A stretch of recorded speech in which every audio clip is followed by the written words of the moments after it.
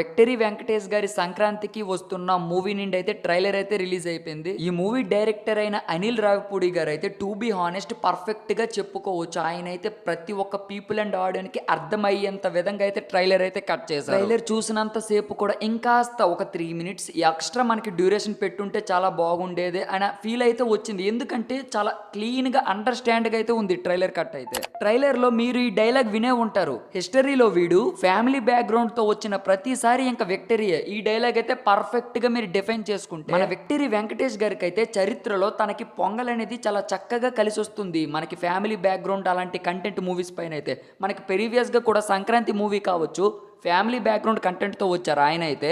But movie అయితే block buster hit గా నిలిచింది. ఇది కూడా 100% ఇంకా బ్లాక్ బస్టర్ దింపుతున్నాం అని అయితే ఇంకా క్లియర్ గా కట్ గా ఇంకా ఎక్స్ప్లెయిన్ చేశారు. ఇంకా ట్రైలర్ గురించి రివ్యూ అంటారా, స్పెషల్ ఇంటెన్షన్ మీద ఇంకా స్పెసిఫైడ్ గా చెప్పుకోవాల్సిన అవసరమే లేదు. ఎందుకంటే సింపుల్ గా మనం ట్రైలర్ రివ్యూ మాట్లాడుకుంటే సింపుల్ గా ఎనీవే ట్రైలర్ గురించి ఒక్కసారిగా రివ్యూ మాట్లాడుకుంటే మాత్రం మనకి ఎక్స్ పోలీస్ కాప్ లో మనకి విక్టరీ వెంకటేష్ గారు అయితే ఇంకా కనిపించవచ్చు. మనకి విక్టరీ వెంకటేష్ గారు పోలీస్ స్టేషన్ కాప్ లో ఉండేటప్పుడు మనకి ఆ టైం పీరియడ్ లో అయితే మనకి మీనాక్షి చౌదరి గారు కూడా ఇంకా పోలీస్ కాప్ లో ఉన్నారు. అండ్ వన్ ఫైన్ డే మనకి విక్టరీ వెంకటేష్ గారి అవసరం అయితే మనకి గవర్నమెంట్ కి అయితే అవసరం ఉంది. ఎందుకంటే ఏదో ఆపరేషన్ కి అయితే మనకి విక్టరీ వెంకటేష్ గారి సహాయం కావాలని వాళ్ళ ఇంటికి అయితే ఇంకా మీనాక్షి చౌదరి గారిని అయితే పంపించారు. ఇంకా మనకి ట్రైలర్ లో మీరు చూసినట్టయితే మనకి విక్టరీ వెంకటేష్ గారికి ఎక్స్ గర్ల్ ఫ్రెండ్ మనకి మీనాక్షి చౌదరి గారు ఇంకా ఐశ్వర్య నేర్ గారికి ఇంకా వీళ్ళ మధ్యన జరిగిన సన్నివేశాలని మనం థియేటర్స్ లో చూస్తాం.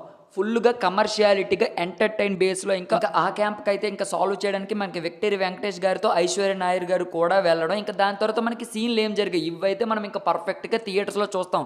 ఒక్కసారిగా చెప్పుకుంటే మాత్రం సంక్రాంతికి అయితే ఫుల్ ఎంటర్టైన్గా అనిపిస్తుంది ఈ మూవీ అయితే. వెంకటేష్ గారి డైలాగ్స్ అయితే చాలా బాగున్నాయి. అండ్ భీమ్ సిజ్రోలియా గారి మ్యూజిక్ కూడా మంచి బూస్టప్ అయితే అందించింది. ఇంకా అనిల్ రావిపూడి గారు అయితే చాలా చక్కగా డామినేషన్ చేశారు ఈసారి మాత్రం.